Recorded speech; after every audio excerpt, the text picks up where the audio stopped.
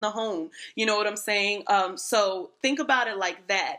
But yeah, you have to look at the rulership of the house, and then you have to look at the aspects that the planet is making. In this instance, it's the sun. You know what I mean? Now, let's say your sun, if your sun was maybe square to like Neptune or something, that may, your sun in Leo particularly, that may subdue that Leo energy, because Neptune is a planet of dreams, of loss, of Neptune represents a lot of things. It does represent art. It represents music. It represents Hollywood. It represents delusions, being deceived.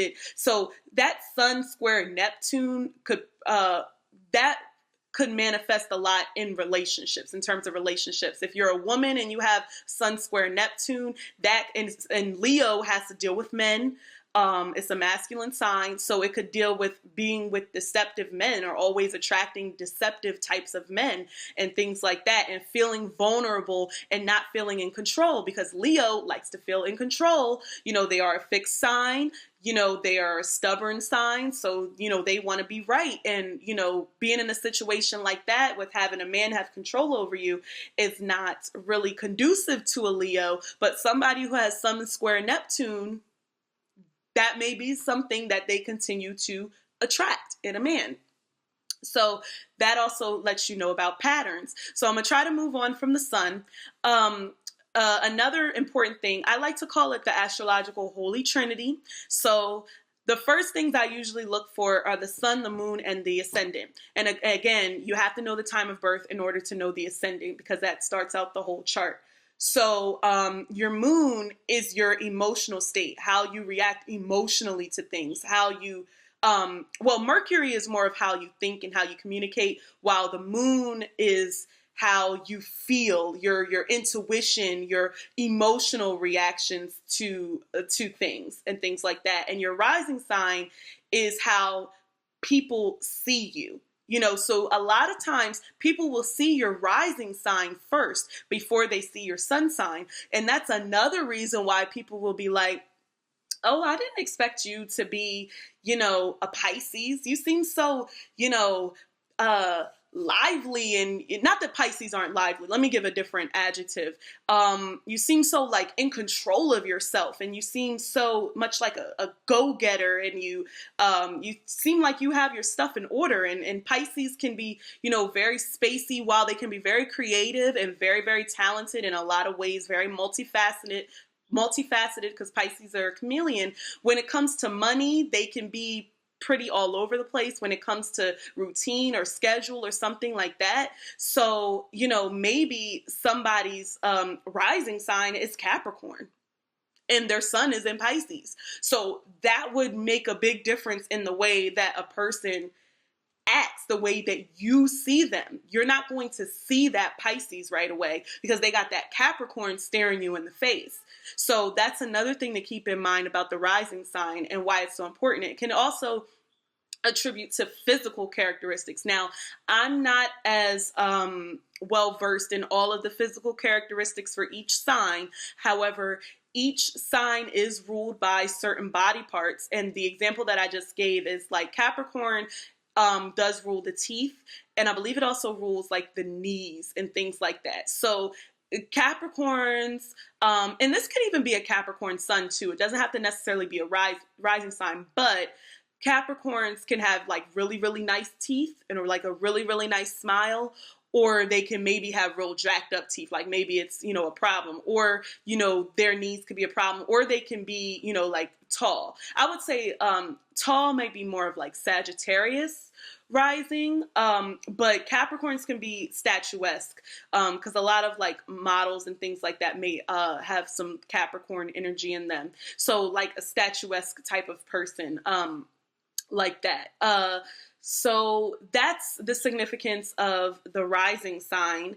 And another very, very, very important aspect of your chart that you want to focus on are the nodes. This might be the most important aspect to look at in a chart, and you can find out a lot about the nodes even without not about the person using the nodes, even without knowing the birth time, especially if you see other aspects in the chart, reinforce what's going on with that north and south node. So just, a brief synopsis on the nodal axis. So your north node is about your purpose in this lifetime, your destiny, what you should be gravitating towards, which characteristics and personality traits that you need to be gravitating towards in this lifetime to be, fulfilled. And to live out your purpose. And your south node represents things that you have brought over from past lifetimes, karmic debt that you are usually needing to get rid of in this lifetime in order to achieve that goal of reaching your north node. So let me give an example. I'm going to go back to the Leo Aquarius because we were already talking about Leo and Aquarius. So let's say your north node is in Leo and your south node is in Aquarius.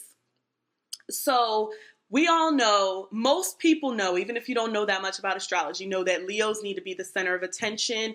They want to put on a show, like they want to be on stage. And this doesn't have to be like literally on stage, but it can be, you know what I mean? They want to be noticed. They want to be seen. They want to do something like in terms of career that they're very passionate about, because Leo is all about the heart and all about passion. Leos, love children.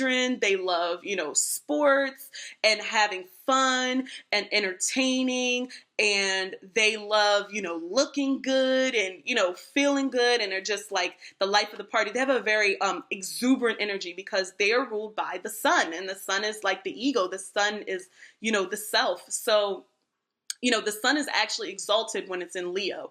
The sun rules Aries, but it's exalted when it's in Leo. So it's a very happy place for the sun to be, for the most part, as long as there's not, a lot of challenging aspects to the sun. But Leo is a very nice place for the sun to be. So when you're talking about the north node, those are the types of characteristics that you need to pursue. Like when it comes to work, you want to do something that you're passionate about. Now, with that south node being in Aquarius, this means that you've been in past lives where you've always been a part of a group. You've always been part of a collective. You never stood out on your own. You've never been like this unique individual. Although, and this is the parallel to Aquarius, Aquarians are actually very unique individuals, very original, almost strange even. But a lot of the times they are not able to be completely singular, like they kind of have to be in a group of some sort. Oh, one of the most important things about Leo that I have to mention, especially when it comes to Leo North Node, you are destined to be in love in this lifetime. Like love is so big for Leos because Leos love hard.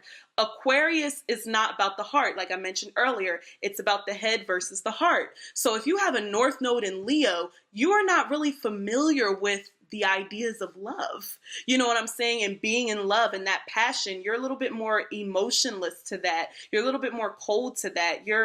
You are more used to just having, like these friendships, like really good friendships and things like that.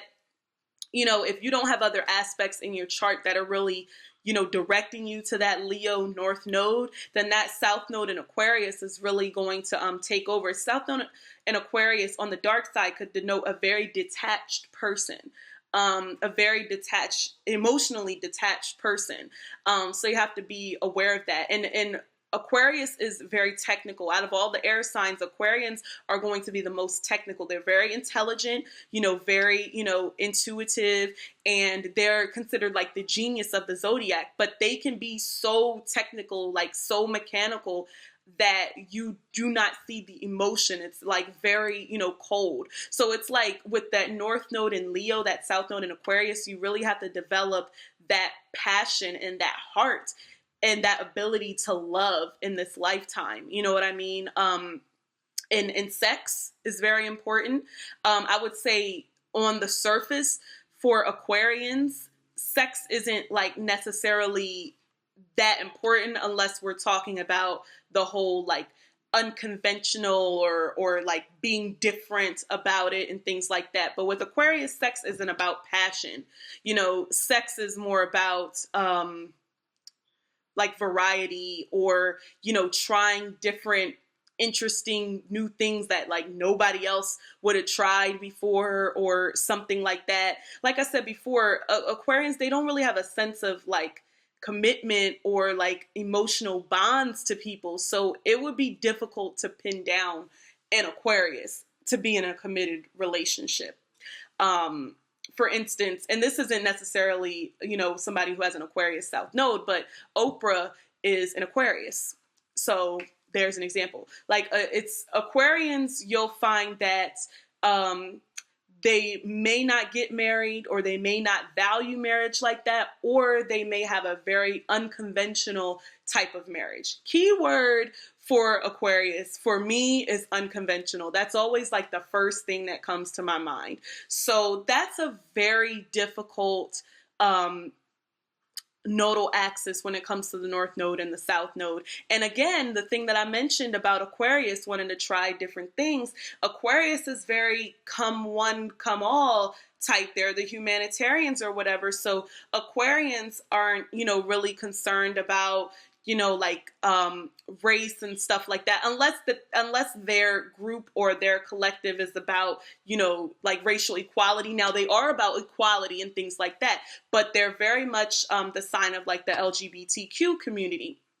So in, you know, if you have a South Node in Aquarius, a North Node in Leo, and past lives, you may have been like, let's say that you're a woman, you may have been interested in same-sex relationships, you know, more or less. And because that North Node is in Leo, you have to get more to understanding the ways of men. Now, that doesn't necessarily mean in this lifetime you would be straight. Like you could still potentially be a lesbian if you're a woman, but it does mean that you do still have to understand the ways of men in this lifetime. You know what I mean? And that may have to deal with a father, that may have to deal with a business partner, that may have to also deal with your sexuality. But most importantly, Leo is about finding love and being passionate. And that's, you know, that could be with anybody. That doesn't, you know, matter your sexual orientation. But that's a big thing with the Leo Aquarius nodal axis. You know, it may be a struggle with that sexuality and being able to come out if you are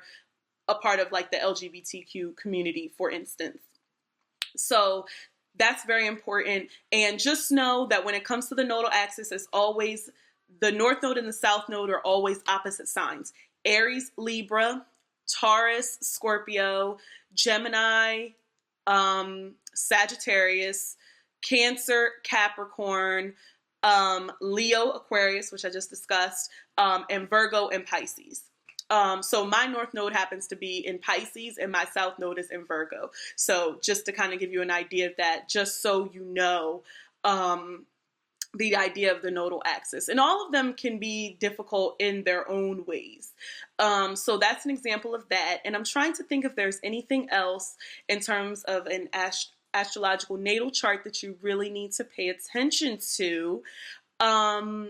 In the beginning. Now, I don't want to get into all of the aspects to all of the different planets, even though I talked about the sun. I'll leave that for another video. But the sun was important because I wanted to show people how the sun is refined in the sign that it is, or how it can kind of contradict where the sun sign is if it's aspected, has challenging aspects, or if it's in a house that's not really about like, you know, what that sign represents or something like that. So, you know, astrology is very interesting, and I hope to be doing more videos for you guys in terms of astrology. I'm just going to kind of like make it vlog and, you know, talk about how I feel and about astrology and different things, and do some celebrity charts, and I might do the rundown of my own chart very soon. I again just want to let everybody know that I am a student of astrology, so I do not consider myself an astrologer, although that is something that I am working towards. It has to do with my Pisces North Node. So that is a part of my purpose, I feel, to be an astrologer. And also another thing that's a part of my Pisces North Node is that I am a singer. I am an artist, and Pisces is the sign of the artiste, okay? So, yes, I'm a singer-songwriter, so I have another channel on YouTube, again, multifaceted.